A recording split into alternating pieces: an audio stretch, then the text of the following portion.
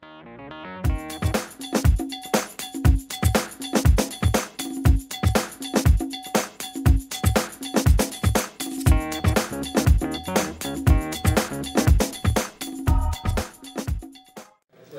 of introducing our nurse, Ms. Pierce, who is going to give us a presentation on the topic of the month. Good evening. My name is Linda Pierce, and I am a public health nurse for the town of Westport. November is Diabetes Month. What is diabetes? Diabetes is a condition that affects the body's ability to either produce or use insulin. Insulin helps the body to utilize sugar for energy. Diabetes mellitus refers to a group of diseases that affects how your body uses sugar, glucose. Glucose is vital to your health because it's an important source of energy for the cells that make up your muscles and tissues. It's also your brain's main source of fuel. The underlying causes of diabetes varies by type, but no matter what type of diabetes you have, it can lead to excessive sugar in your blood and can lead to serious health problems. Chronic diabetes conditions include type 1 and type 2 diabetes. Type 1 diabetes does not produce insulin. Type 2 does not respond to insulin as well, and later in the disease often doesn't make enough insulin. It could be related to either faulty beta cells in the pancreas. Glycogen's role in the body is to prevent blood glucose levels dropping too low. The liver stimulates the conversion of stored glycogen to glucose, which is released into the bloodstream. This process is called glycogenesis. Potentially reversible diabetes conditions include prediabetes, when blood sugar levels are higher than normal, but not high enough to be classified as diabetes, and gestational diabetes, which occurs during pregnancy, but may resolve after the baby is delivered. Signs and symptoms of type 1 and type 2: increased thirst, frequent urination, extreme hunger, unexplained weight loss, presence of ketones in the urine. Happens when there's not enough insulin. Ketones are byproducts of the breakdown of muscle and fat.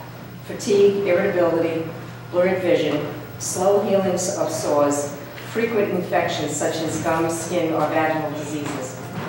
Type 1 can develop at any age, though it often appears during childhood or adolescence. Type 2 diabetes, the more common type, can develop at any age, though it's more common in people older than 40. When to see a doctor. If you suspect you or your child may have diabetes symptoms, contact your doctor. The earlier the condition is diagnosed, the sooner the treatment can begin. If you already had been diagnosed with diabetes, after you receive your diagnosis, you will need post-medical follow-up until your blood sugar levels stabilize. Causes to understand diabetes. First, you must understand how glucose is normally processed in the body. How insulin works. Insulin is a hormone that comes from a gland stimulated behind and below the stomach, the pancreas. The role of glucose, a sugar, is a source of energy for the cells that make up muscle and other tissues. Glucose comes from two major sources: food and your liver. Sugar is absorbed in the bloodstream, where it enters cells with the help of insulin. Your liver stores and makes glucose. When your glucose levels are low, such as when you haven't eaten in a while, the liver breaks down stored glycogen into glucose to keep your glucose levels within normal range. Causes of type 1 diabetes. The exact cause of type 1 diabetes is unknown.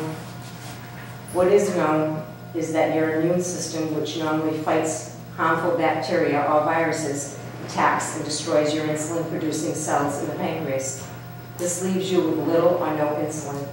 Instead of being transported into your cells, sugar builds up in your bloodstream. Type 1 is thought to be caused by a combination of genetics and environment. Weight is not believed to be a factor in type 1 diabetes. Causes of prediabetes in type 2. The prediabetes, which can lead to type 2 diabetes, and in type 2 diabetes, your cells become resistant to the action of insulin, and your pancreas is unable to make enough insulin to overcome the resistance. Instead of moving into your cells where it's needed for energy, sugar builds up in your bloodstream. Exactly why this happens is uncertain, although it's believed that genetic and environmental factors play a role in the development of type 2 diabetes also. Being overweight is strongly linked to the development of type 2 diabetes, but not everyone with type 2 diabetes is overweight. Causes of gestational diabetes, that's when you're pregnant. During pregnancy, the placenta produces hormones to sustain your pregnancy. These hormones make your cells more resistant to insulin. Normally, your pancreas responds to producing enough extra insulin to overcome this resistance, but sometimes your pancreas can't keep up. When this happens, too little glucose gets into your cells and too much stays in your blood, results in gestational diabetes. Risk factors. Risk of type 1 diabetes. Although the exact cause of type 1 is unknown, factors that may signal an increase includes family history. Your risk increases if a parent or sibling has type 1 diabetes. Environmental factors, circumstances such as exposure to viral illnesses, likely play a role in some type 1 diabetes. The presence of damaging immune system cells, autoantibodies. Sometimes family members of people with type 1 diabetes are tested for the presence of diabetes autoantibodies. If you have these autoantibodies, you have an increased risk of developing type 1 diabetes. But not everyone who has autoantibodies develops diabetes. Geography, countries like Finland and Sweden have a higher rate of type 1 diabetes. Risk factors include weight, inactivity, family history, race, gestational diabetes, polycystic disease, high blood pressure, abnormal cholesterol and triglyceride levels. Risk for gestational diabetes is age, family or personal history, weight, race. Extra glucose can cross the placenta to make extra insulin. Uncontrolled diabetes can cause problems for both mother and baby. Low blood sugar shortly after birth becomes their own insulin production is high. Death, untreated diabetes can develop and the result of baby's death at birth shortly after. You're likely to develop diabetes when you get older. Complications, cardiovascular disease, including coronary artery disease, stroke, narrowing of the arteries, nerve damage, neuropathy, blood vessels don't nourish the nerves, causing tingling, numbness, and burning. Left untreated, you can lose sensation of infected limbs, nausea and constipation, erectile dysfunction, kidney damage, eyes, retinopathy, foot damage. Left untreated, the risk for infection and possible amputation, hearing impairment. Alzheimer's, type 2, increase the risk of dementia and depression. Prevention. Type 1 diabetes can't be prevented. However, the same healthy lifestyle choices that treat prediabetes, type 2 diabetes, and gestational can also help prevent them. Eating healthy foods, read your labels for sugar content, get more physical exercise 30 minutes a day, loss of pounds. To determine your sugar levels, they have a urine dipstick. If detected, the doctor will order an A1C to determine what's gone on for the last 3 months. 5.7 is ideal.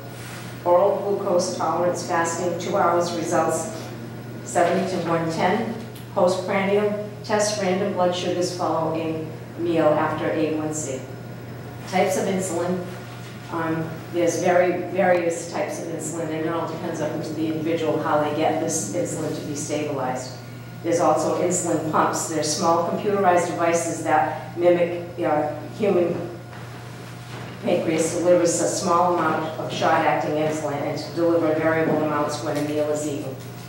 Glucometers, which I'm told are going to be extinct in a couple of years, is a medical device for determining approximately the concentration of glucose in the blood. A small drop of blood is put on a strip by pricking the skin with a lancet and placing it on the meter. Normal blood sugars are less than 100 fasting for at least 8 hours and less than 140 2 hours after the meal. During the day, levels tend to be their lowest before meals. For most people without diabetes, 70 to 80 is normal. Otherwise, normal is 60 can be normal for some people, and some people are normal at 90. Now, I had gone to a lecture last week, a pharmaceutical lecture, and it was Dr. Koob, who's a very well-known endocrinologist in Fall River. And there's so many different things that are happening with diabetes and diabetes maintenance. And there's Dr. Saber, who's a cardiologist in Fall River. He always said, the first bite of the cookie is nothing like it. After that, the pleasure goes. And if you want to get your sugar, get a in a form of a hug, because that lasts a lot longer, and that's the taste of that cookie. So if anybody has any questions. I didn't hear that last word. If you want your sugar, how do we get it? If you want to get a good form of sugar, take a hug, Oh, okay. because that can't attack your pancreas. Okay. And it's so much more pleasurable. Yes, okay. Thank you.